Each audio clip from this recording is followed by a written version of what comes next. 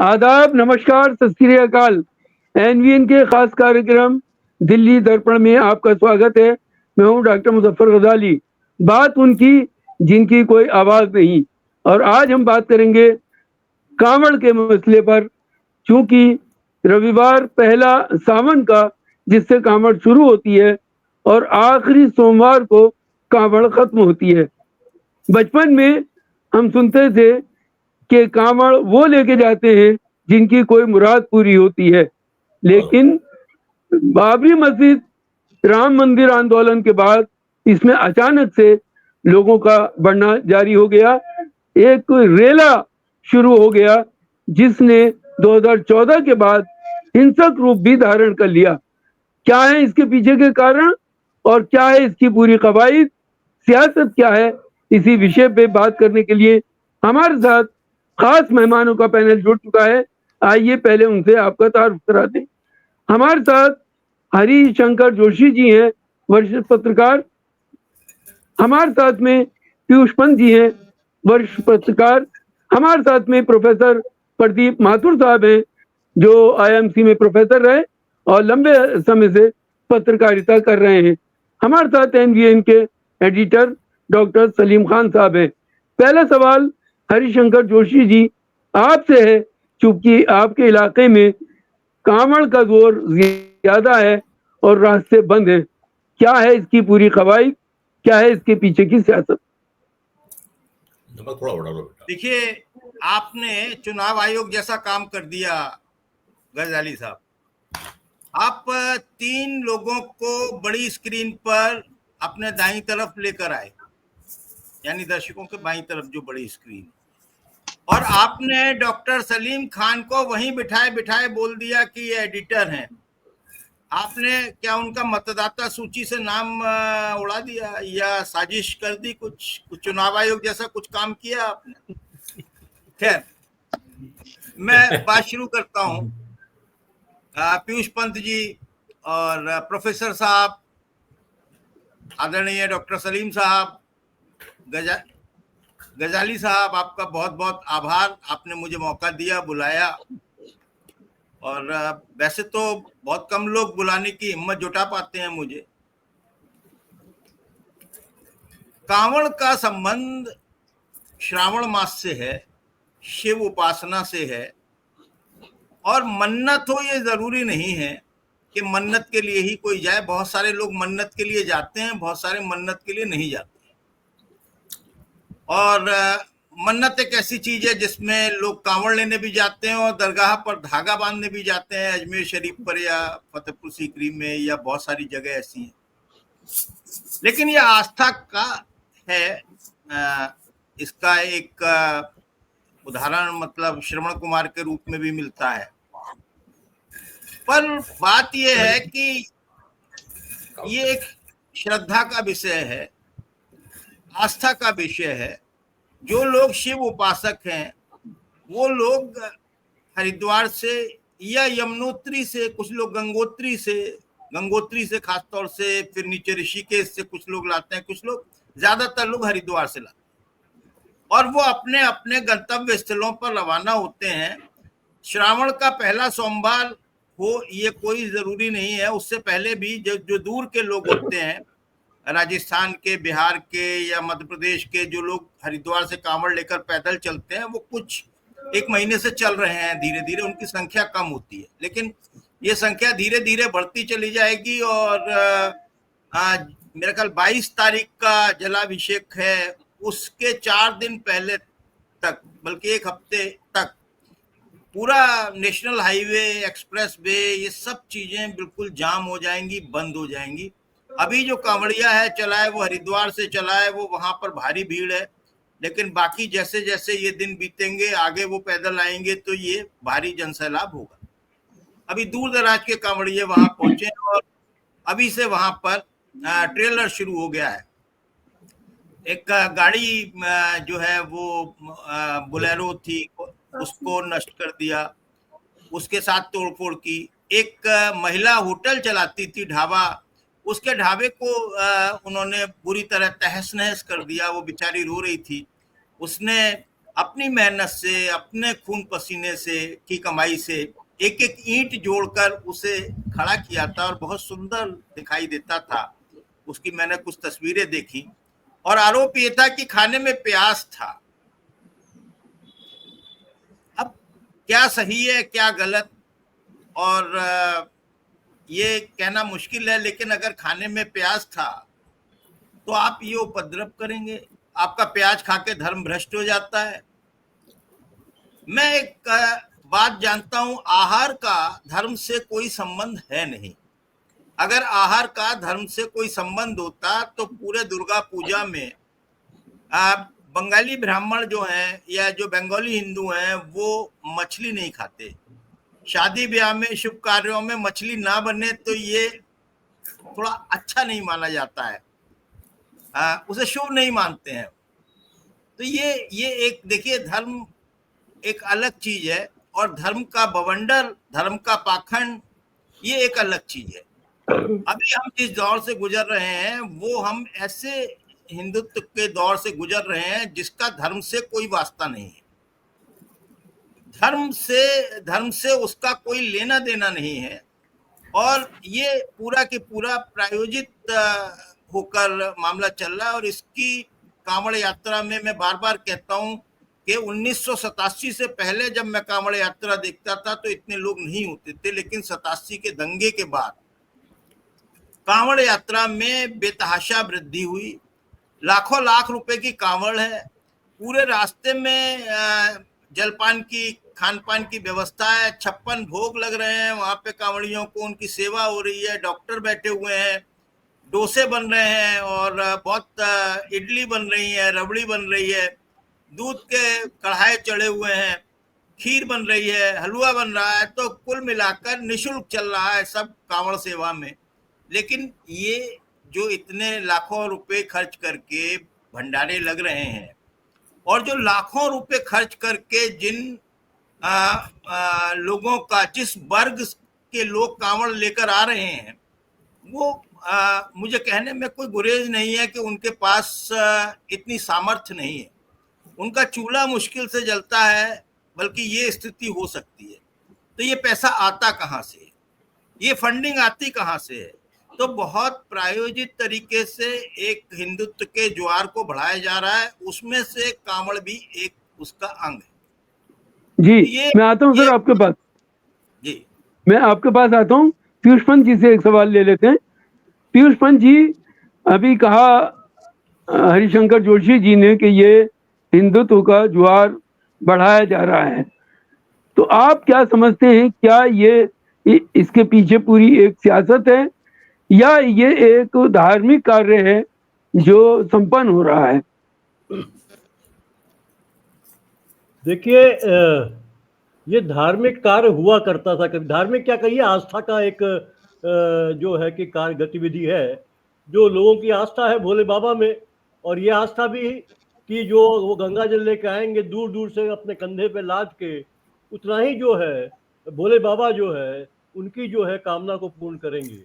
ये एक आस्था है जिसके चलते जो है लोग कांवड़ लेके आते थे। और हम बचपन से देख रहे, मैं तो प्रयाग में रहा हूँ, वहाँ का वासी हूँ, इलाहाबाद का। और तो मैंने तो लगातार देखा है वहाँ संगम के जो किनारे है, दारागंज से लेके वहां तक, क्योंकि बाई चांस मेरा घर भी वहीं था मेन रोड पे, तो इस यहाँ पे जॉर्ज टाउन में, तो वहां से संगम से होते हुए लोग ले जाते थे और लादे हुए कांवड़ जो है अक्सर देखते थे हम सोबतिया बाग और दारागंज होते हुए उधर से। लेकिन वो ये था कि हम नतमस्तक होते थे कि उनकी देखो कितने आस्था है और कितनी मेहनत कर रहे हैं। लेकिन धीरे धीरे जो है कि 2014 के बाद अगर हम देख लें, जब हिंदुत्व का उबाल चढ़ा, राजनीति में हिंदुत्व का प्रवेश हुआ, सत्ता में जब प्रवेश हुआ हिंदुत्व का, उसके बाद और 2017 में जब जो है माफ कीजिएगा, थोड़ी तबीयत ठीक नहीं थी अभी, थोड़ी खांसी। जी आप तो और खासकर जब उत्तर प्रदेश में देखिए 2017 में जब हिंदुत्व, तथाकथित हिंदुत्व वाली सरकार आई वहां पे योगी बाबा की, तो इसने जो है कि पूरा का पूरा जो है एक धार्मिक रूप ले लिया और धार्मिक से राजनीतिक रूप ले लिया। और अब तो ये है कि गुंडागर्दी का रूप ले लिया है। अब वो राजनीति इसके आधार पे की जा रही है, इसमें कोई दो राय नहीं है। आपने कहा, देखिए मैं दो उदाहरण इसके आपको बताता हूँ किस तरह से। अभी एक वीडियो देखा था मैंने, कल की बात है, कि जिसमें एक कांवड़ ले जा रहा है, कांवड़ लाद के ले जा रहा है, और वो ताकि उसकी पत्नी आईपीएस बन जाए। तो एक तो ये आस्था है उसकी, जो वो अपने लिए नहीं कामना कर रहा अपनी पत्नी के आईपीएस बनने की। हालांकि वो दूसरी बात है कि जब पत्नी आईपीएस बन जाती है या पीसीएस बन जाती है, आईएएस बन जाती है, तो पति को जो है तलाक देती है, लात मार के निकालती है। बहुत से ऐसे उदाहरण आए हैं।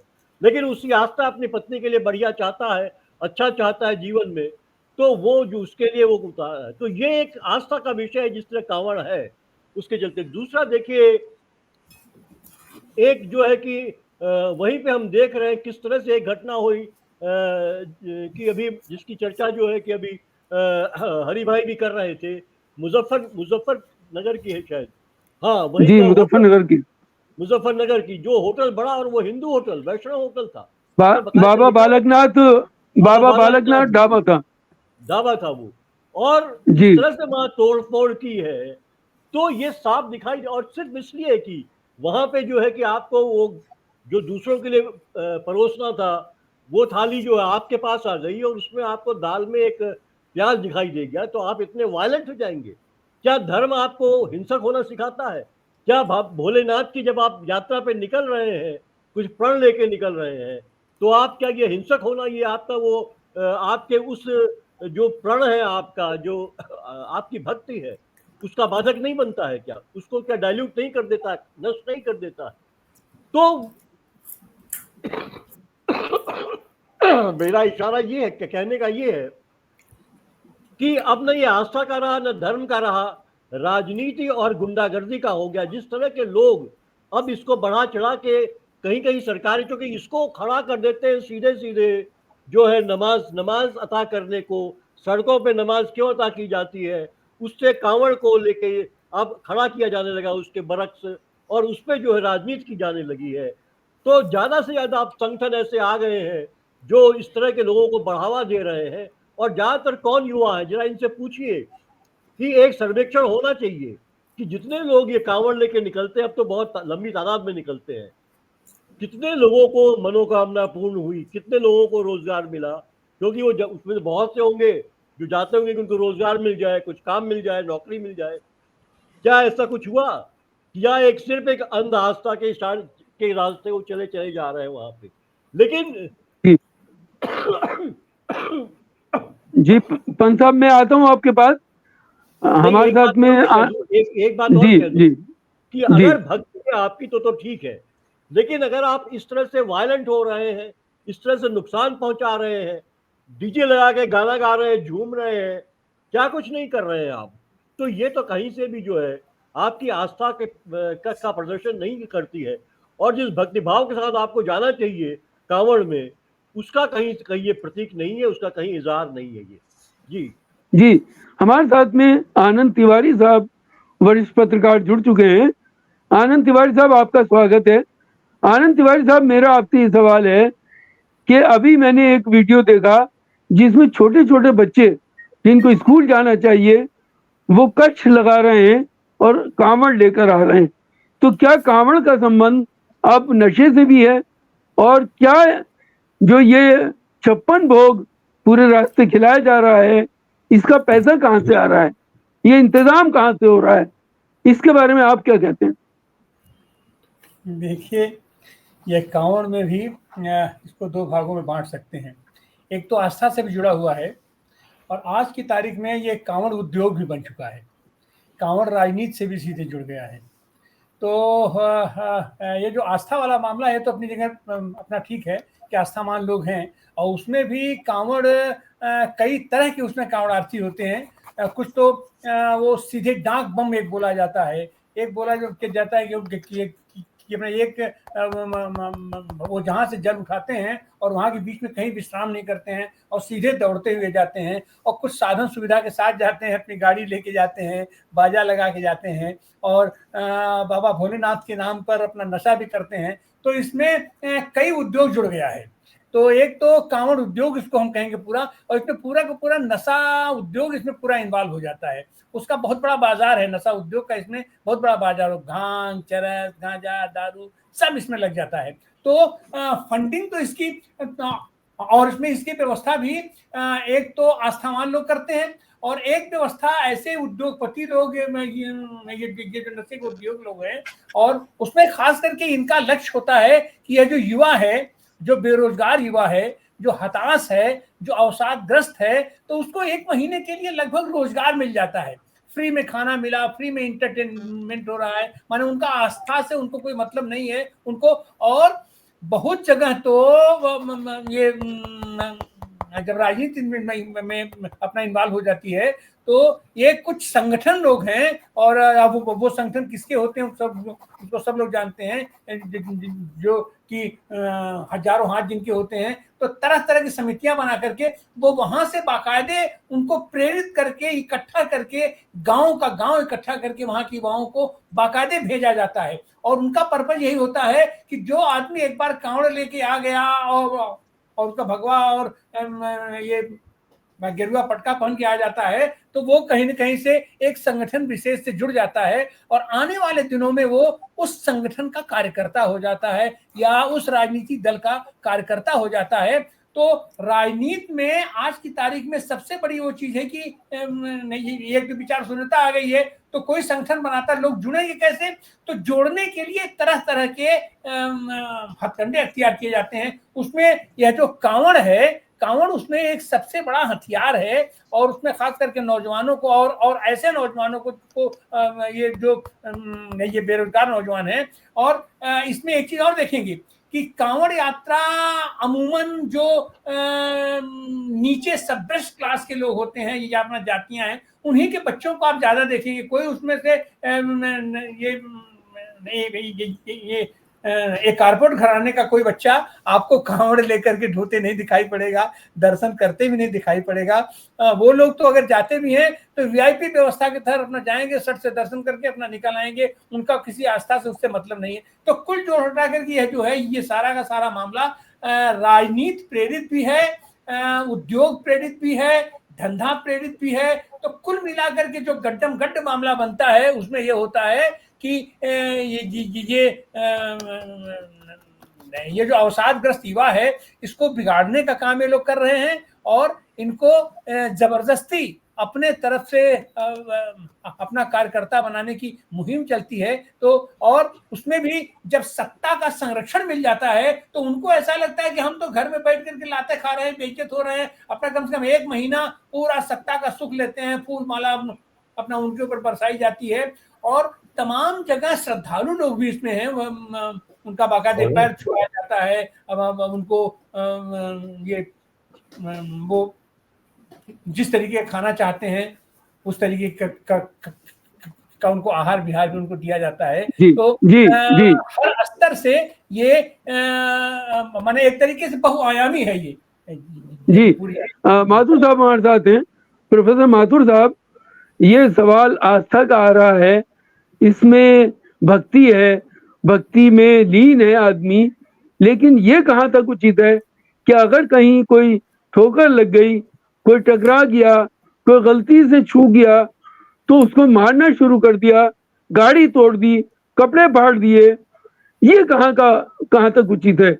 और ढाबा तोड़ दिया, लोगों का रोजगार बर्बाद कर दिया, रास्ते बंद कर दिए, और इसमें पुलिस भी और पूरा मैनेजमेंट असहाय दिखाई देता है।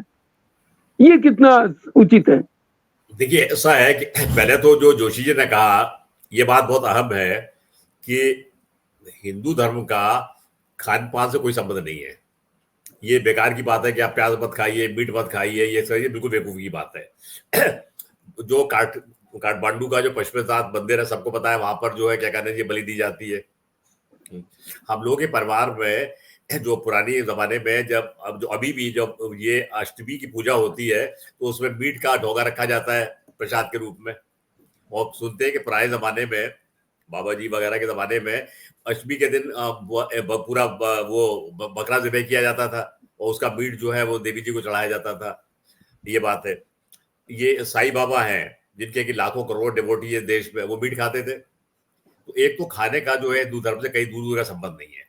अभी पिछले दिनों एक रिसर्च स्टडी हुई है, मैं उसका डेटा नहीं निकाल पाया, वरना आपको देता उसका डेटा। उसके हिसाब से 47% हिंदू जो है बराबर मीट खाते हैं, मतलब, और मीट खाने वाले हिंदुओं की संख्या बढ़ती चली जा रही है।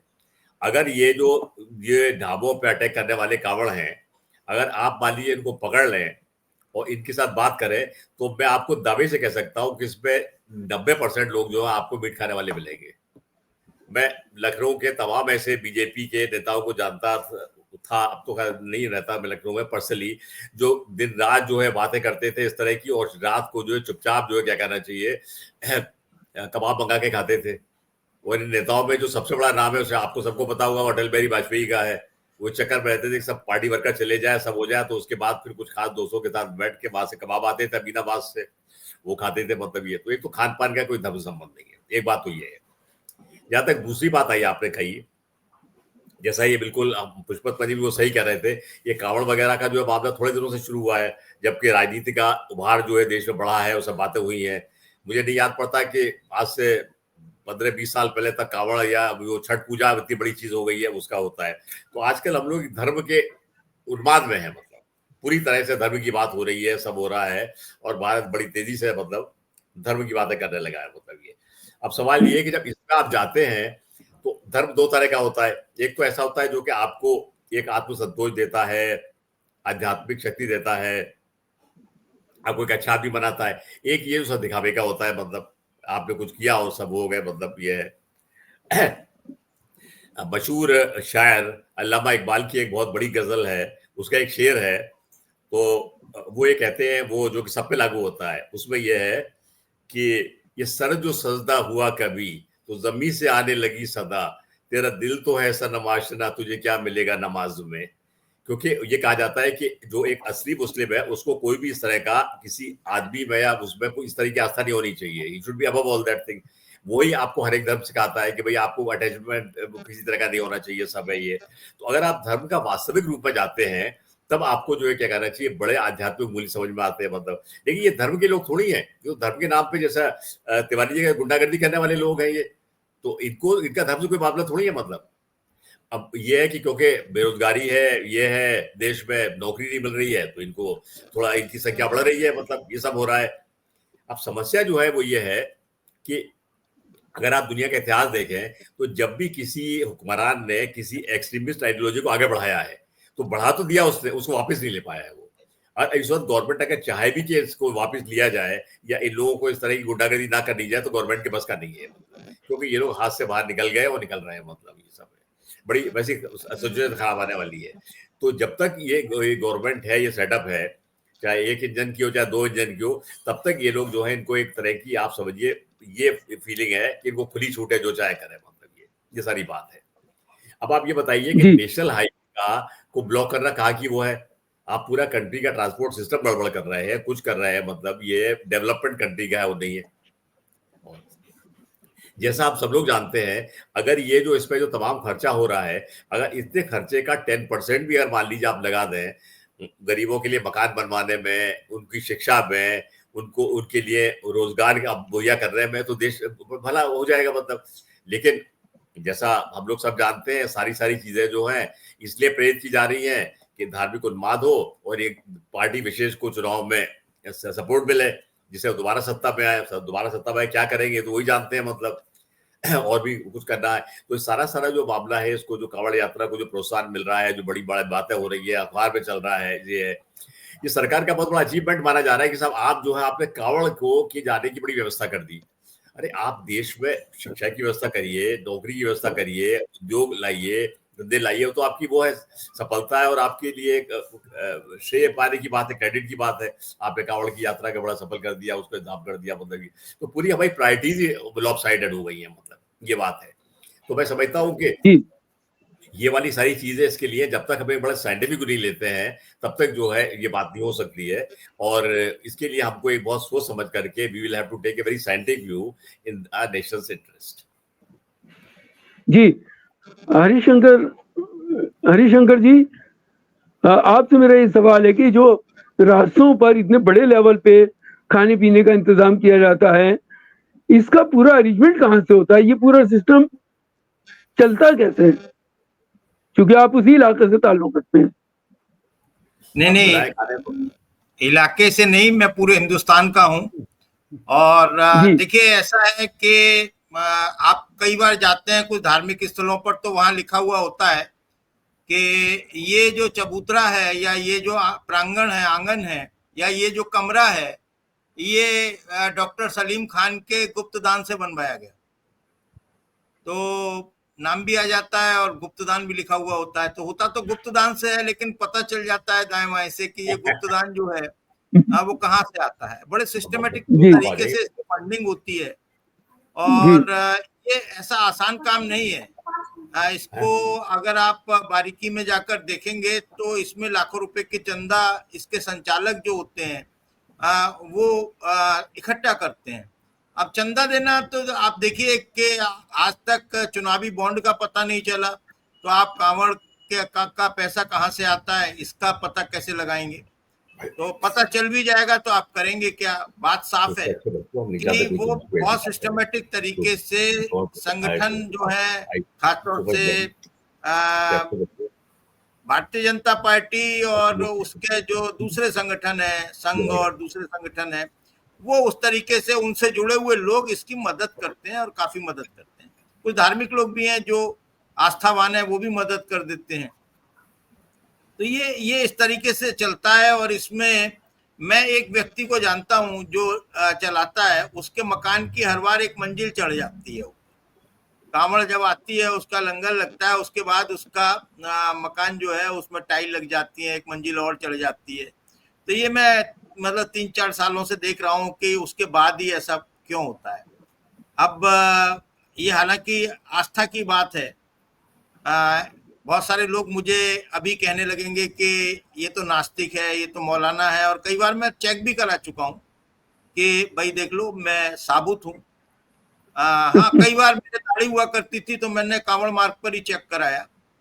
तो उन दिनों बहुत सांप्रदायिकता चरम पर थी, दंगे चल रहे थे मेरे शहर में। तो ये है। लेकिन मैं बता दूं कि मैं 5 टाइम के नमाजी का जितना आदर सम्मान और मान करता हूं, उसी तरह मैं भी शिव का अनन्य भक्त हूं और शिव स्तोत्रों का पाठ करता हूं, अभिषेक करता हूं, और ये मेरे नियमित कार्य हैं। लेकिन मैं धर्म और आडंबर को अलग अलग चीजें मानता हूं। धर्म जो है वो धारण करने की चीज है, आस्था की चीज है, दिखावे की चीज नहीं है। मैं मंदिर नहीं जाता क्योंकि मुझे मंदिर में बैठे हुए पुजारी का मोटा पेट देखकर थोड़ा सा चिढ़ होती है, तो मैं घर में ही ये काम कर लेता हूं। तो दरअसल धर्म जो है, जब से धंधा बना है तब से बहुत सारी विसंगतियां आ गई हैं, और ये विसंगतियां ऐसी हैं, और इसको खासतौर से वोटों की फसल इस पर अच्छी उग रही है। मालामाल हो रहे हैं वोटों की फसल उगाने वाले, इस हिंदू मुस्लिम कराकर, सांप्रदायिकता फैलाकर, हिंदुस्तान पाकिस्तान कराकर। तो ये मालामाल हो रहे हैं, इनकी अच्छी फसल उग रही है, अच्छा, ये बहुत अच्छा फर्टिलाइजर है, कीटनाशक है, तो ये इनके काम चल रहे हैं। तो गजाला साहब ये कहानी है। अब इसको मतलब चिट्ठी को तार समझ लीजिए आप, पीयूष आगे पीयूष पंत जी से समझते हैं सर। पीयूष पंत जी, ये आस्था का विषय है, लेकिन ये बताइए कि अगर कोई कांवड़ से छू जाए, कोई टकरा जाए, कोई गलती से उसके रास्ते में आ जाए, तो उसको सजा देना क्या ये शिव भक्तों का काम है, या ये पॉलिटिकल जो इन्फ्लुएंस है उसका नतीजा है? देखिए, इंस्टेंट सजा देना तो कहीं भी किसी भी कानून में नहीं है, किसी भी देश के कानून में नहीं होता है। पूरी प्रक्रिया होती है उसकी, और कोई व्यक्ति जो है आहत है, उसके लिए इसीलिए इस तरह की कानूनी जो है कि संस्थाएं बनाई गई हैं जिनके माध्यम से वो उसके अपना जो है कि जस्टिस प्राप्त करे। ये, और जैसे मैंने पहले आपसे कहा कि ये सिर्फ और सिर्फ गुंडागर्दी है, और ये ताकत जो देखिए, ये ताकत मिली है सत्ता से। सत्ता जब बैकअप करती है धर्म का, और तथाकथित धर्म का, मतलब ये धर्म भी नहीं है, ये एक धार्मिक जो दिखावा है, और धर्म का जो है धार्मिक आस्थाओं का धार्मिक जो आपके एक कह लीजिए परंपराएं हैं, उनको फॉलो करवा के उस माइंडसेट को पैदा आगे विकसित करा के ये ज्यादा कोशिश हो रही है कि आदमी और जो है धार्मिक आडंबर में फंसे, धार्मिक रूढ़िवादिता में फंसे, ताकि वो जो है कि कुछ सोचने समझने की अपनी ताकत जो है वो भूल जाए। और यही हो रहा है। आप देखिए, जिस तरह का एक वीडियो आया कि वो वहां पे शायद पुलिस की मोटरसाइकिल थी, जब वो जुलूस जा रहा था कांवड़ों का, उन्होंने उस मोटरसाइकिल को भी जो है कि तोड़ फोड़ करना शुरू कर दिया। मतलब हमारे लिए महाराजा सदा आप स्वागत करिए, कुछ बाधा न बने, और तुम जो है हिंसा पे उतर आओ। ये कौन सा धर्म सिखाता है भाई? तो देखिए, जिस तरह के तत्व शामिल हो रहे हैं इसमें, उनको जो बैकअप मिल रहा है तथाकथित धार्मिक संस्थाओं या वो संस्थाएं जो सनातनी, जो एक सनातन नया शब्द आ गया है एक हिंदू धर्म के लिए, वो उसके आधार पे जो है कि वो हर चीज जो है उसमें सनातन आहत हो जाता है। लेकिन सनातन भी हो तो ठीक है, लेकिन धर्म कभी भी ये नहीं सिखाता, कोई भी धर्म हो वहाँ हिंसा वर्जित है। कोई भी आप धार्मिक जो पुस्तक ले लीजिए, उसमें कहीं भी आपको नहीं मिलेगा कि हिंसा करनी चाहिए। तो और तो ये लोग वही लोग हैं, अगर आप इनका प्रोफाइल चेक करेंगे तो इनमें से बहुत से लोग, जैसा कि अभी डॉक्टर तिवारी जी ने कहा, एक्सक्यूज मी, बहुत से लोग ऐसे हैं जिनका लेना देना नहीं है कुछ भी इससे।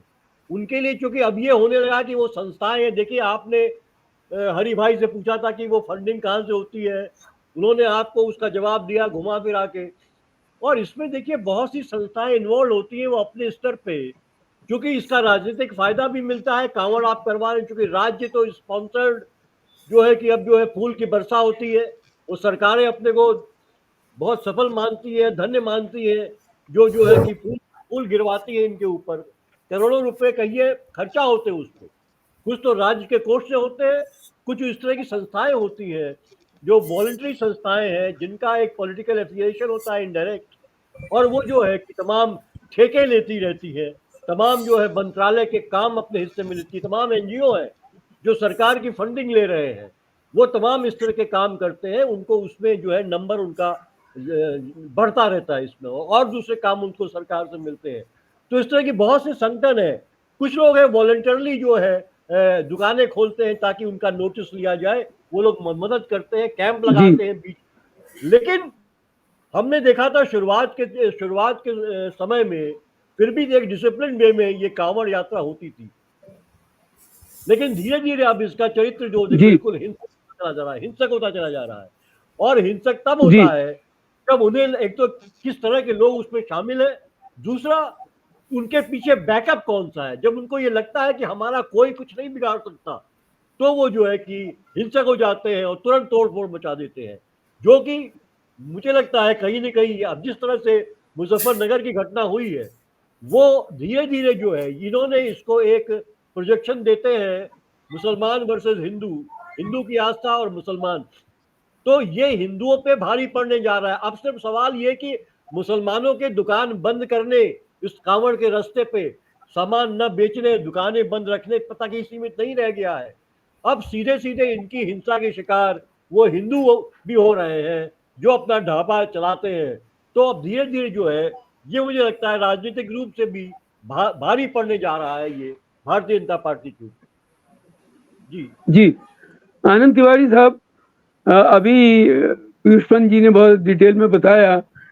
आप क्या सोचते हैं, क्या ये एक पूरी ब्रिगेड है जो गुंडा ब्रिगेड है, जो पॉलिटिकल इन्फ्लुएंस के साथ इस कांवड़ में शरीक होती है, जो बीच में मुसाफिरों को, उनकी गाड़ियों को इसलिए तोड़ देती है कि उनसे टकरा गए?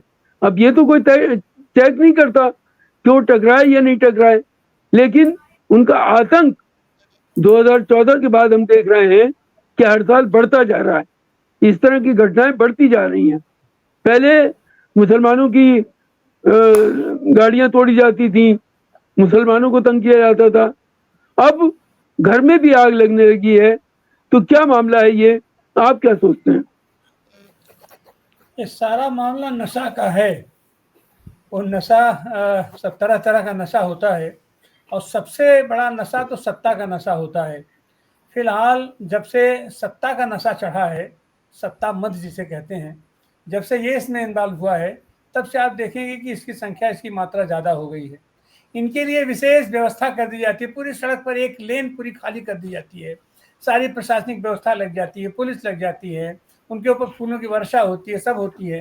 तो जो आदमी इतना वीआईपी हो, तो भाई जाहिर सी बात है नखरा भी वीआईपी टाइप तो अपना कुछ होना ही चाहिए।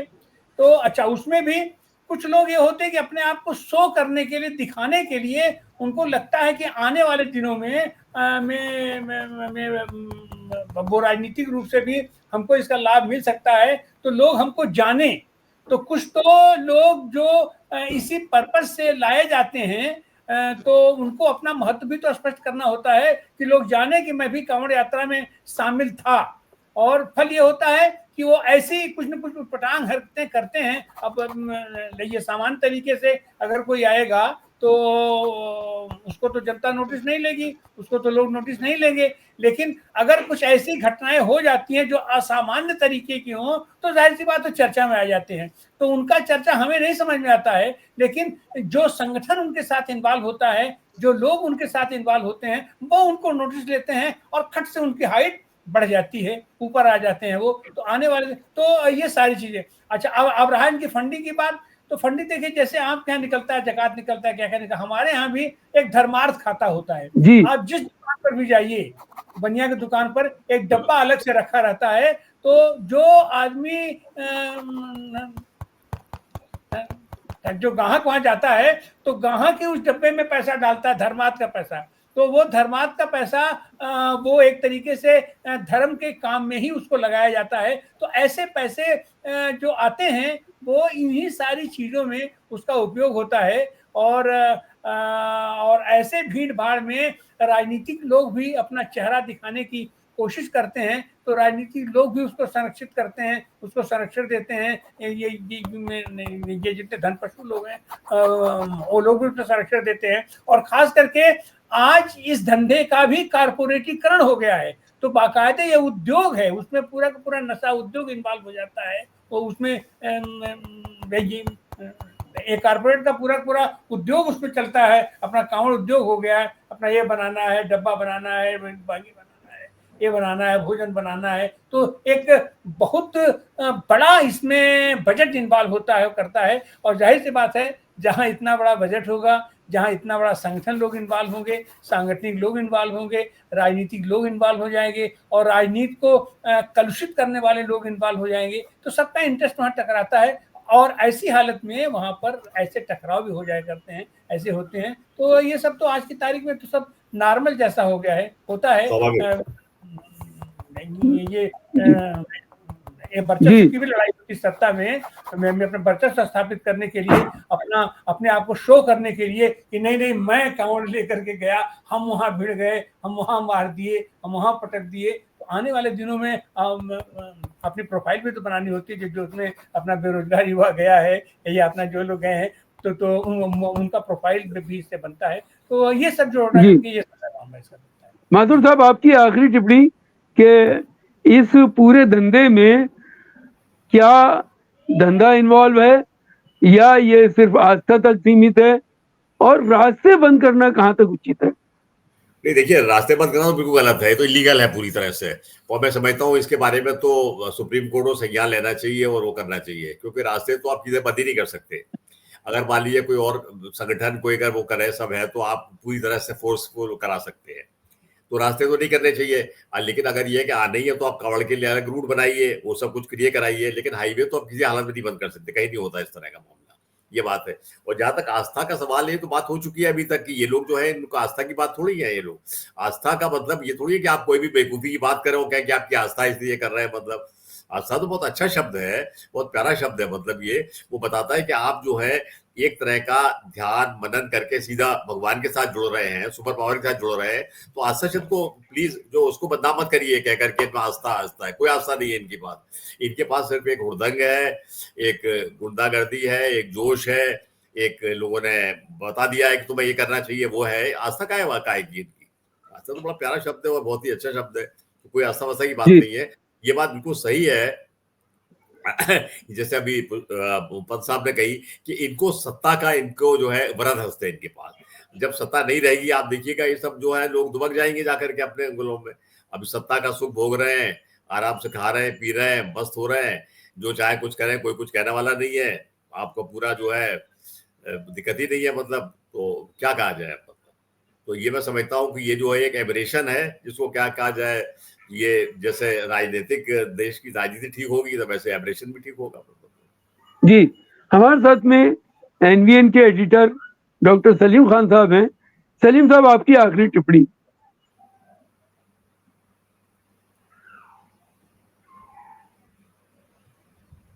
अनम्यूट करिए साहब अपने आप को। शुक्रिया गजाली साहब। असल में मैंने आज कहीं पढ़ा कि सावन का पहला दिन जो है वो आज, यानी आज से उपवास शुरू होना चाहिए, और इससे पहले इतना कुछ हंगामा इस बार कांवड़िया लोगों ने कर दिया, तो मुझको राहत इंदौरी का वो शेर याद आ गया, लगेगी आग तो आएंगे घर सभी जद में, यहाँ पर सिर्फ हमारा मकान थोड़ी है। इसलिए कि अभी जैसा बता रहे थे जोशी साहब कि थोड़े थोड़े फासले पे भंडारे लगे हुए हैं, और आपको जो है वहां पे फ्री में 56 भोग खाना मिलता है, तो आपको जो है वो ढाबों पे जाने की जरूरत ही क्या है? आप कांवड़ है, आपके लिए सारा इंतजाम हो रहा है, तो आप उस पे खाइए, और उस पे तो एकदम शुद्ध खाना मिलेगा आपको, ना कोई मुसलमान उसका बनाने वाला होगा। हालांकि अमरनाथ यात्रा पे तो सारे मुसलमान बनाते हैं, और वो खाना खाने से किसी का धर्म भ्रष्ट नहीं होता, लेकिन चलो आप कांवड़ है तो आपका धर्म भ्रष्ट हो जाता है, तो आप वो भंडारे में खाना खाइए फ्री में। आप आखिर ढाबों में जाते क्यों? तो ये सवाल मुझको सताता रहा। और अभी जो मैंने कुछ रिपोर्ट देखी रेड माइक पे खास तौर से, तो मुझको एहसास हुआ कि ये लोग ढाबे पे जाते क्यों। बात शुरू हुई थी, एक तजम्मुल नाम का एक वेटर था, उसको गोपाल करके पेश कर दिया गया। वो तो उसके ढाबे के मालिक ने पेश किया, वो ढाबे का मालिक तो मुसलमान था नहीं, उसने उसको कड़ा लगा दिया। उसने सोचा इसकी नौकरी हटाने से अच्छा है इसको कड़ा लगा दो, और उससे बोला कि भाई कोई तुमसे पूछे तो अपना नाम गोपाल बता। तो अब अगर एक आदमी खाना जो है वो तो बनाने वाला अंदर वो तो प्योर खाना बना रहा है, उसमें कोई चीज मिला रहा नहीं है, वो मुसलमान नहीं है, लेकिन एक आदमी वो खाना उठा के लाके कावड़ के सामने रख दिया, और वो उसका नाम गोपाल उसने बताया, वो तजम्मुल निकल गया, और उसकी पतलून वतलून खोल के देखने के बाद तो इससे कैसे धर्म भ्रष्ट हो गया, ये एक सवाल। लेकिन खैर चलो, तजम्मुल गोपाल का मामला। उसके बाद मुजफ्फरनगर में एक हिंदू का ढाबा था, एक औरत बेचारी ढाबा चला रही थी, उसका ढाबा इन्होंने असल में एक वेटर ने ऑर्डर दिया दाल फ्राई, इन्होंने दाल, तो दाल फ्राई वाले में उसने प्याज डाल दिया। वो गलती से वेटर ले आया, वो दाल प्याज तैर रही थी, तो उसने तो कहना चाहिए था कि भाई ये प्याज वाली है, ये मेरा ऑर्डर नहीं है। अब उसने जो तोड़ फोड़ शुरू किया, पूरा रेफ्रिजरेटर की सारी कोल्ड ड्रिंक लूट के ले गए, पंखे तक तोड़ दिए, और गले में जितना पैसा था वो भी ले गए। तो ये भी अजीब बात है। और आज जो खबर आई रुड़की की, वो राजकुमार नाम का एक सरकारी मुलाजिम था, उसने अपने रुड़की में खोला ढाबा, और उसमें ये हुआ कि उन्होंने वो आलू पराठे मंगाए खाए, और एक जूठा बर्तन देखा तो उसके अंदर वो हरे टमाटर जो आजकल कच्चे होते हैं उसका कुछ टुकड़ा था, और कावड़ को लग गया कि वो प्याज था, वो उसने खाया नहीं, वो दूसरी झूठी प्लेट में था। बस लूट मार शुरू हो गई, और उन्होंने 2000 रुपया ले लिया और वो छोड़ दिया। लेकिन इसमें देखिए सबसे खतरनाक बात कि उन कांवड़ लोगों को वो राजकुमार खुद कैमरे के सामने कहता है कि पुलिस ने गिरफ्तार नहीं किया जिन्होंने तोड़फोड़ की और जिन्होंने उसका 2000 रुपया लूटा, बल्कि पुलिस ने इसके खिलाफ, राजकुमार के खिलाफ मुकदमा बना दिया। अब पुलिस को पता है वो कांवड़ से तो कुछ मिलने वाला है नहीं, इसके खिलाफ मुकदमा बनाएंगे तो कुछ ना कुछ मिल जाएगा। तो ये उत्तराखंड में हो रहा है। तो ये जो हो रहा है, मेरे ख्याल में इसके हल के बारे में हमको सोचना चाहिए कि भाई इन लोगों ने 3 साल पहले तो एक फौजी को मार दिया था कार्तिक नाम के फौजी को जाट रेजिमेंट में काम करता था। तो इसकी रोकथाम ऐसी हो सकती है कि वो जो यशवीर महाराज है, जिसने कैमरे के सामने ये जस्टिफाई किया कि किसी के पतलून उतार के चेक करना सही है, पुलिस उसको सजा दे दे, उसको गिरफ्तार कर ले, उसको 14 दिन के रिमांड पे डाल दे और सारे न्यूज चैनल पे, सारे अखबार में ये खबर आ जाए कि ये जो इसने किया, यशवीर महाराज जो अपने आप को कहता है, उसकी गलती की ये सजा है और जो कोई भी इसके रास्ते पे चलेगा उसको इस तरह की सजा मिलेगी। आप देखिए ये सारी गुंडागर्दी जो है वो बंद हो जाएगी। मोदी जी ने भी एक बार कहा था दिल्ली में ये बात कि गौ रक्षक अलग होता है और गौ सेवक अलग होता है। तो गौ सेवक तो बेचारा सेवा करता है, गौ रक्षक जो है उसके ऊपर धंधा करता है, उसके ऊपर वसूली करता है। तो आप इनको चेक करेंगे तो ये सारे क्रिमिनल निकलेंगे इनमें ज्यादातर। तो जो चीज मोदी जी जानते हैं वो योगी जी को बता दें अगर नहीं जानते हैं तो, और वो जो है प्रशासन को बता दें। अगर आज प्रशासन को इशारा मिल जाए, आप यकीन जानिए कल ये गुंडागर्दी बंद हो जाएगी। शुक्रिया। इस वीडियो में इतना ही, हमें दीजिए इजाजत। आप तमाम मेहमानों का बहुत शुक्रिया। अगर अभी तक आपने हमारी वीडियो क्लिप को लाइक नहीं किया तो लाइक कीजिए, शेयर कीजिए और हमारे चैनल को सब्सक्राइब कीजिए। बहुत बहुत शुक्रिया।